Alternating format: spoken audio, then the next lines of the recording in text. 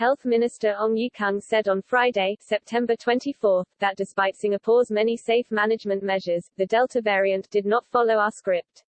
It transmitted through the community and is driving up daily cases much more quickly than we expected, before our ramp-up plans were fully implemented and before our support systems are fully in place, Mr. Ong said at a COVID-19 multi-ministry task force virtual press conference where more restrictions were announced. But Mr. Ong said that this is the nature of the virus, and that to avoid putting the healthcare system under strain, Singapore is tapping on the brakes to slow the rise in cases even while stepping up plans to increase the number of COVID-19 hospital beds and other measures. It is what every country has to contend with and the inevitable path forward, if we want to live with COVID-19 and regain our normal lives. So we need to ride out this wave of transmission as best and as safely as we can. On Monday, Singapore reverted to groups of 2 for social gatherings and dining in, and default work-from-home arrangements. What is so different about the Delta variant and how has it fueled the surge in cases? Professor Leo Yee Sin, Executive Director of the National Centre for Infectious Diseases (NCID), explains. In a study comparing the alpha B.1.1.7, beta B.1.315, and delta B.1.617.2 variants, NCID found that delta was the most transmissible. Compared to the wild-type virus, all variants of concern showed lower CORT values indicating a higher quantity of viral materials using polymerase chain reaction (PCR) tests. CORT stands for cycle threshold.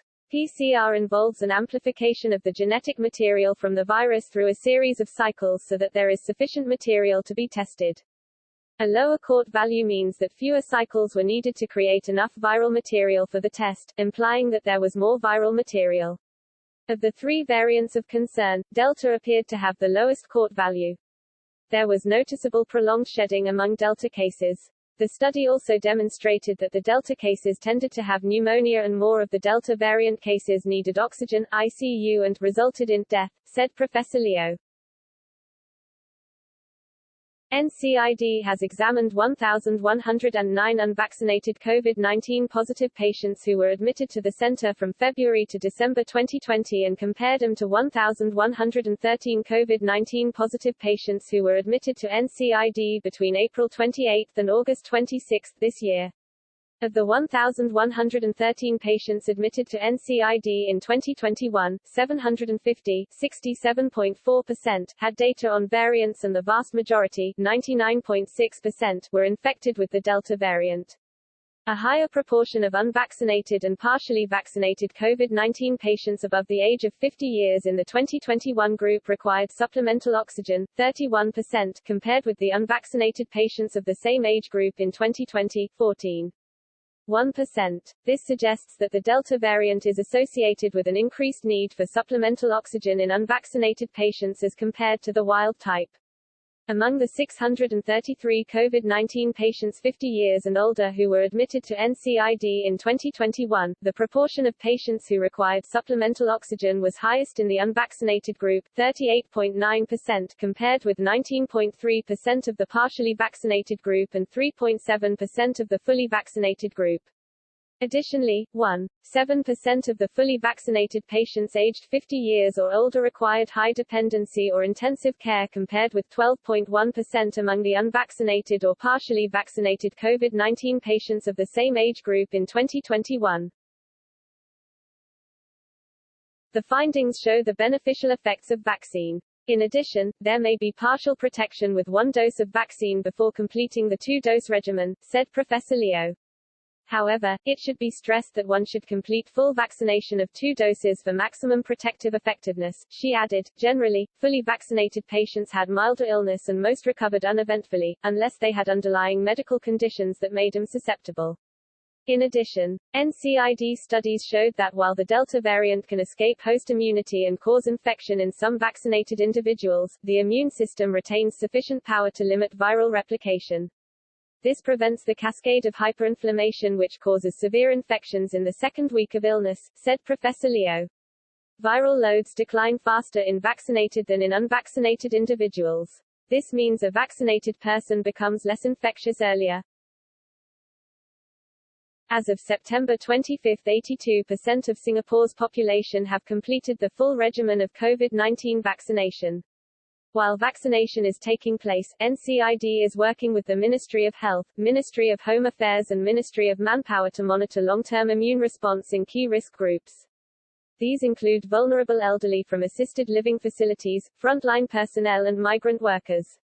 NCID has already enrolled about 1,800 people and the study is expected to cover 2 years.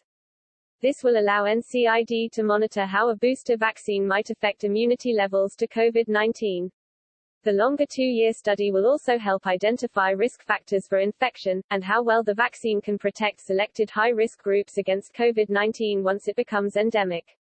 Findings so far indicate that antibodies in older individuals are dropping, but this does not mean that the vaccine is not useful. The evidence has shown that those above 50 who are vaccinated are substantially less likely to suffer severe illness than those who are not vaccinated. Singapore has already announced booster shots for seniors aged 50 and above. There are many factors at play which are compounded by the unpredictable nature of SARS-CoV-2, said Professor Leo. Like any RNA virus, SARS-CoV-2 has the ability to mutate and to gain advantages to ensure survival. The Delta variant is a typical example that has high transmission capability, allowing the virus to spread with ease. It can evade Singapore's immunity protection barriers, rendering the vaccine less effective in preventing infection, and lessening the effectiveness in protection against severe illness. Although this is less effective compared to protection against infection. Given all these challenges, despite more than 80% population vaccine coverage, we are seeing vaccine breakthrough cases and increasingly seeing more cases needing supplementary oxygen, said Professor Leo. The current surge of COVID-19 cases reminds us not to be complacent, to not underestimate the virus, to continue to gather more data to learn more about the virus, and to move cautiously and be nimble in our response. Quote. Professor Leo said that specimens from local and imported cases are selected every week for gene sequencing of the entire virus genome. The sequence information is then analyzed by experts using bioinformatics software. The sequences are uploaded to the global SARS-CoV-2 sequence database GISAID, which has more than 3.6 million sequences. GISAID categorizes the groupings of sequences into clades and lineages, and includes identification of critical mutations which may affect the properties of the virus. We monitor the variants which are of potential significance, and these are classified by WHO in order of potential for increased transmissibility, disease severity or effect on vaccine efficacy, she said.